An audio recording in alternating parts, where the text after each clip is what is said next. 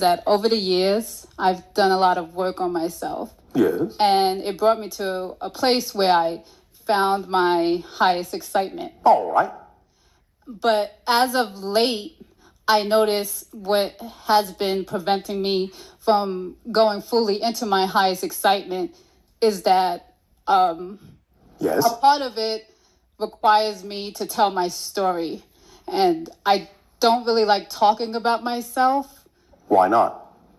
I'm not saying you have to be egotistical about it, but if you recognize that part of moving forward and part of your excitement is sharing at least a part of your story with someone, if that's true, if that's really necessary, then why wouldn't you assume that it is in fact part of your excitement and not something that needs to be taken egotistically? It's not necessarily ego. It's more so that I'm afraid to That's do it. ego. Oh, yeah. That's Oh, ego. yeah, you're right. I know. That's ego, negative ego. You're afraid to do it because you think you'll be judged? Yeah, and I'm judging myself. Of course you are. It's turning me into this cynical girl who kind of just, isolates myself and procrastinates a lot. And All right. Then be proud of being cynical girl. That's your superpower. I am cynical girl. I can slay the best intentions with a thought. I can dampen the most wonderful dreams. I can destroy your hopes. I am cynical girl. No, it's I don't want to be anymore. I want to be okay Time with to turn in your cape? How about this? Being who you are, I sense that you can be, in a positive way, a little feisty. Am I correct? Yes. Why not be a little more feisty with yourself? And I don't mean this in a negative way, but I'm just going to use this terminology because it seems that this would be the clearest way to express it. Why don't you tell your inner critic to take a hike? Okay. All right. It's all well and good to pay attention to make sure that there isn't some advice there that actually would serve you. But if you've determined that that's not advice that works for you, you can tell your inner critic, thank you very much, you've done your job, but right now, I'm the one in charge and I'm going to make the decision and I'm going to stop judging myself because that's not commensurate with who I prefer to be. Yeah. Can you do that? Yeah. I actually, a few months ago occasionally I get like out of body experiences. And Yes. one of them that I received was, me standing before, I don't know what it was exactly, some guides, and they told me it's time to get over it. Yes, get over it. Yes. In other words, if you're going to be cynical, at least you could do yourself the favor of being cynical about your cynicism. Yeah. Yeah, you're right. I know. That's why I said it. Is this helping you at all? Yeah. Yes, it is. Yeah. Do you feel a little bit freer to move forward in the way that you prefer to without fearing that you're going to be judging yourself? Or do you feel that you can move forward and even if someone else comes to you and you test yourself by having them act like they're judging you, will you know that it has nothing to do with you and pass the test? Yes. I've done that before. Can you do it again? Yeah. Can you do it again and again and again? Yes. And again and again and again and again. And just keep doing that. Okay. There's no reason to stop doing that. Yeah, you're right. I know. And let's see. You probably answered this already, but since I was Not for you. Clearly. Since I was a kid, Yes. I've You mean always, last week? Yeah, and now a little bit. I have, Yeah, you're all some still childlike, kids. Yes. yeah, qualities. But I've always been communicating with guides and Yes, of course. It's natural. Children haven't learned not to yet. They haven't been trained out of it yet. So some of you will hang on to that. But the idea is that you can develop that again. Yeah. I still do. Yes. And I was sharing my intuitive gifts with people. Yes. Some of what involves my highest excitement. I was sharing that. All right. Then I found myself irritated because people started to use it as a crutch instead of all right. fixing their own but problems. Why would you get irritated instead of having compassion for them to recognize that the only reason they would use something like that as a crutch is because they have their own fear-based issues and they feel an emptiness within themselves that they don't know how to fill? Anything you use as a crutch or an addiction is an attempt to fill a hole you feel within your spirit. But they simply don't yet have an understanding of how to fill that by connecting to source, by knowing that they are self-empowered beings. So getting irritated with that reaction only reinforces the vibration of their inability to not get it. Yeah. Yeah. But I was wondering if it's kind of selfish because What is selfish? Well, because now I just I use it for myself. And yes. In the case of emergencies, I'll tell friends or family to do something different so they don't attract. You may always suggest to anyone your particular perspective. The only thing that's selfish is if you expect that they must listen. That's arrogant. You are there to give them an opportunity to see that there might be another option by being an example of it. Getting irritated means that you expect that they should, which cancels out the gift you have just given them. So you're not doing them any favors by being irritated. You're just there to demonstrate, to offer. Anything else is selfish and arrogant. Because you have no business deciding for them what they should or shouldn't believe.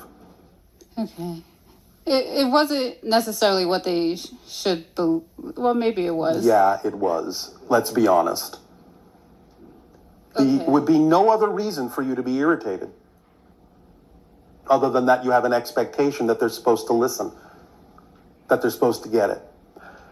Just think how irritated we would be. Oh, yeah.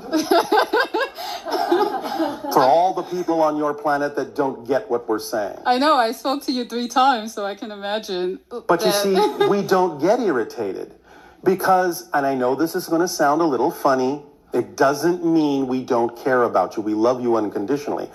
But we don't care whether you listen to us. I do what I do because this is who I am. This is what excites me. This is my passion. I know that because it's my passion, someone is going to listen and someone is going to get it. And that's the only one I need to care that gets it. I don't have to care whether anyone else gets it because I'm not doing it so you will get it. I'm doing it because this is who I am, and because it's who I am, and because I understand how this works, I know that some of you will get it. And that's good enough. Because the rest that don't get it aren't going to get it anyway from me. They'll get it somewhere else, and I know that too. So it's not like it has to be my job to make sure you get it. The one that will make sure eventually that you get it is called life. You'll get it eventually because you live, you exist. You'll get it. You don't have to get it now.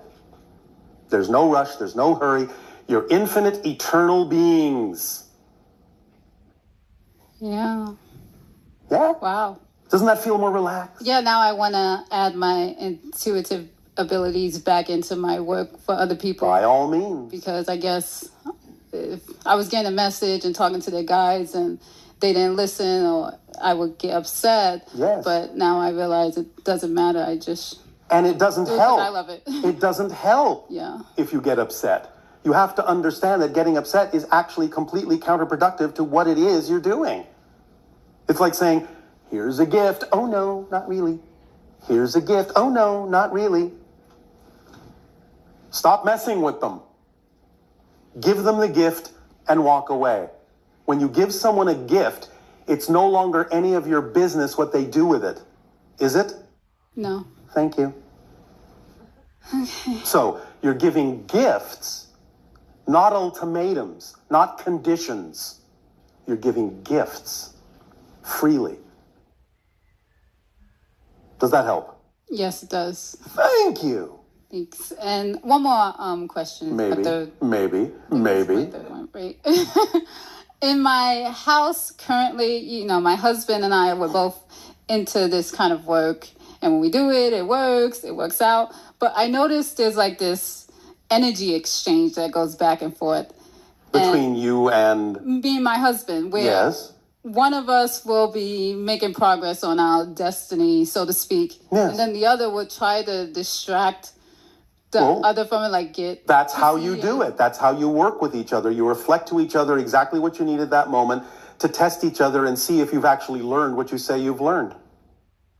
Oh. So the key is to not go back into the old vibration and blame each other? It's not what happens. It's what you do with what happens. The measure of change is not whether the outside changes. The measure of change is whether you respond differently, even if the outside still looks the same.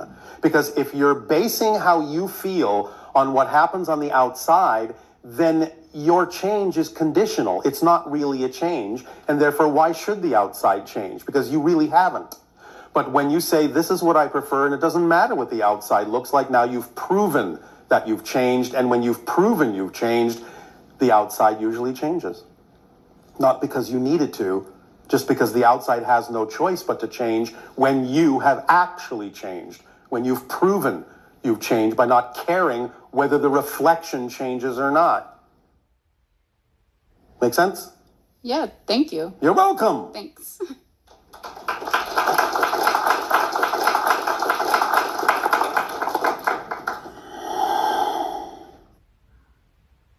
Hello. And you good day. I have to say that this is really exciting. Well, if you have to say it, then by all means say it. Well, you know, following your highest excitement. Yes. And I guess I'm up here, and before, at the beginning of lunch, I heard, don't say what you know, say what you feel. All right. And so I'm kind of like improvising right now in the moment, because I wrote down so many things that were coming to me. Yes. And I have questions, but I'm just going to see what naturally kind of comes out. By all means. So I am, as we all are, kind of like channels and intuitives. Everyone is. Yeah. And Just a matter of awakening to that fact.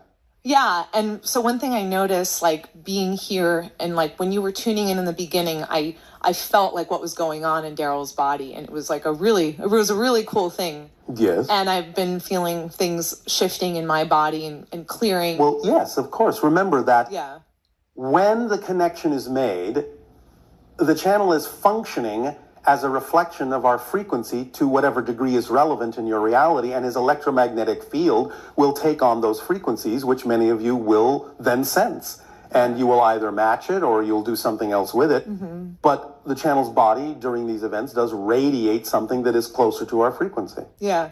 So what I'm realizing, and I'm kind of synthesizing this in the moment, is that making that change in belief can really come from a physical realm. And I live... Can come from anywhere. Yeah. And yeah, I guess because I'm kind of very... Because it's all permission slips. I like that. I'm a singer, so that was cool to you. We thought you would appreciate the frequency. Thank you. So in that realm, so my next thing is that I felt like I heard you in the back of my head, and I'm wondering if that was my, like, during lunch, or was that my... you. That's what I thought. Like, sometimes you, like, by you, I mean mine and my higher self, gives myself permission to hear something through a voice of somebody who I think knows more than me. You may use me as a permission slip to allow the voice to seem familiar, but it's still you. Okay, that's what I thought. Yes. So, but I do in meditation, sometimes I can sense that it is me. Yes. And sometimes it is another, like I have different guys I work with. And other, but it's Yeah. still you because the other still has to come through you. It's just that the you is now taking on the vibration of the other, but it's still you in order to reach you. Do you mean like the message that's coming through is a message that I know, but that person's stepping in kind of like as an intermediary to tell Look it at your to own me? telephones. Okay. You know that the person speaking to you on the phone, their voice at their end is not what you're hearing at your end. It's been converted into electronic signals, beamed to a satellite, beamed to your phone, reconverted into acoustic signals. Okay. Acoustic vibrations. It's not the original voice, but it's your phone doing it. So even though you may be in contact with another entity, the other entity still has to allow you to alter your frequency in such a way as to translate the other entity's vibration using your own energy. Interesting. I'm feeling right now that I'm going to get more of the message later and it'll make sense. And as soon as you just said that frequency, there was a Yes. buzzing in my left ear There and you now go. it just went away. All right. So that was pretty cool. Yes. Okay, I have a actual question now instead of a An dialogue. actual question. All right. I'm feeling it. So the thing with excitement, Yes. so there's kind of like a soul deep excitement, and then there's like I don't know, kind of like a surface ego excitement. Yes, And kind of. so There can be. Can you kind of elaborate on that? Because I feel one of my things is that I can be too dualistic and feeling like there's fighting excitements. Well, Or do you sometimes- understand that creation is not a duality? It's a trinity. There is always a balance point in the center. Find the balance point in the center, and you will understand what the differences are in the different frequencies that you are experiencing. like I'm feeling the different possibilities of excitement. Yes, the different levels, the different expressions of it that are relevant for the different levels that exist. So one thing that I'm hard on myself about is, you have to choose the right one, like the highest one, the best one. And that causes me a lot of anxiety and keeps Why? me from doing things. You will always choose the best one at any given moment that is relevant for you in the level that you're operating on. Well, so with that, there's like the feeling of, this is like not my highest calling or my highest destiny, but I want to do it anyway. And am I interpreting that right, or am I putting a judgment on it? Say it again. Yeah, I don't even understand what I just said, actually. That's a good sign. Well, like, okay, so it's like, I'm going to use a really like... Maybe I should speak a little bit more your language.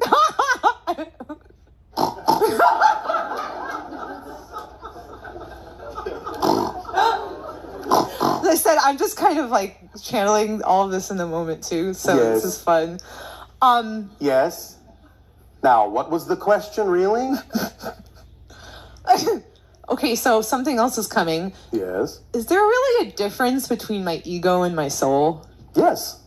Your ego is the structure that focuses your soul in a way that allows it to experience what you call physical reality. The ego structure, just by itself, its job is just to give you a physical experience.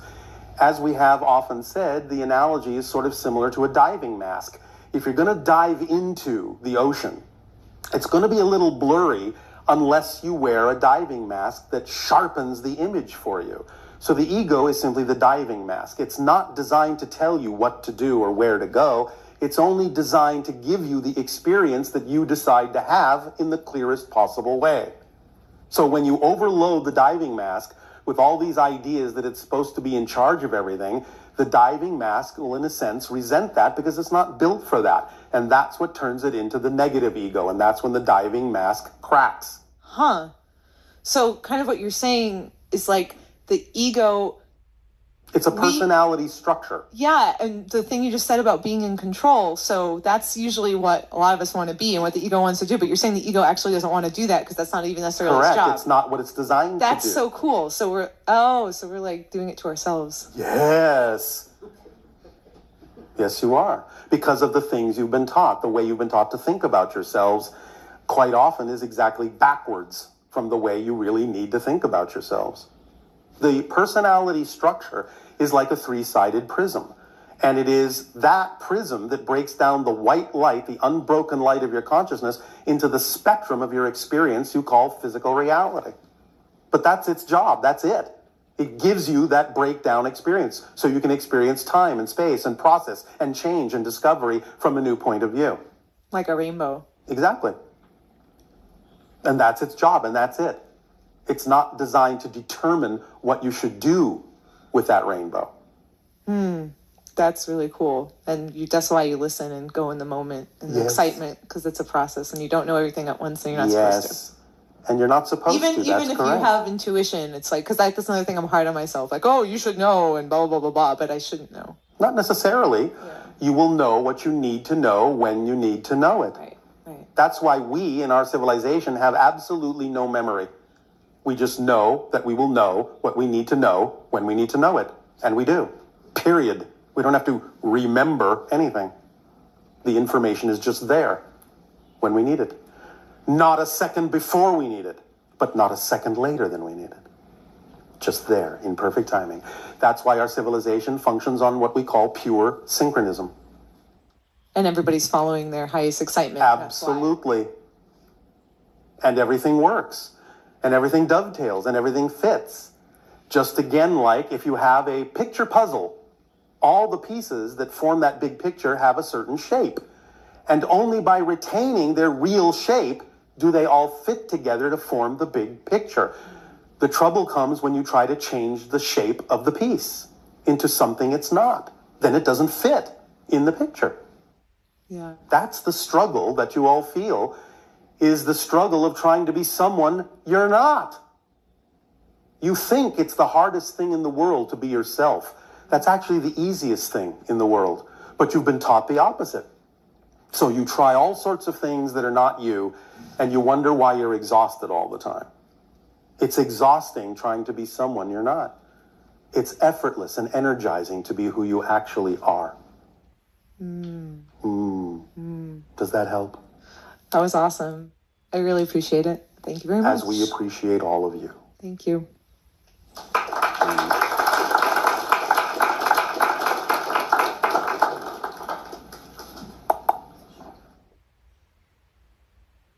Hello, Bashar. And to you, good day. Humbly grateful to be here. Thank you.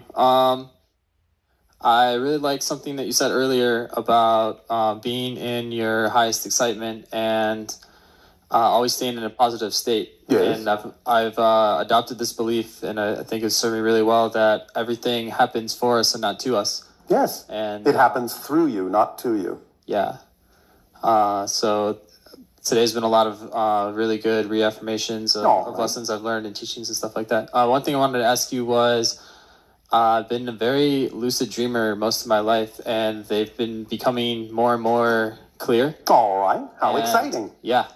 Except I don't know how to translate what I'm seeing or receiving sometimes. So if there's any advice. Well, how does it feel? What state does it put you in?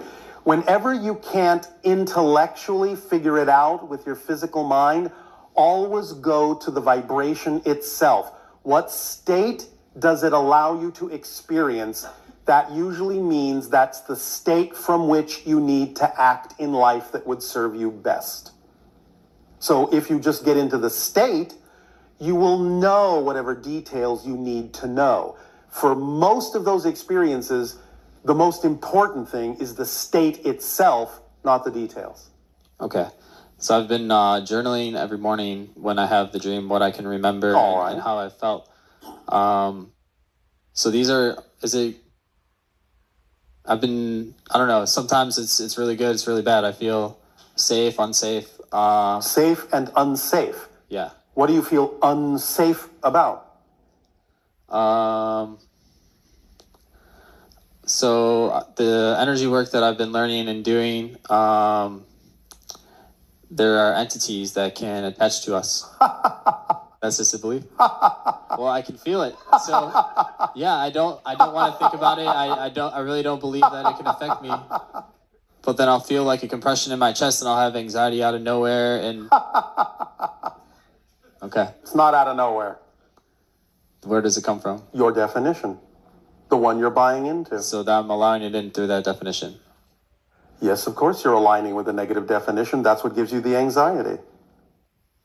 Okay. Do you prefer that? No. Then why are you aligning with that definition that doesn't work for you? Okay.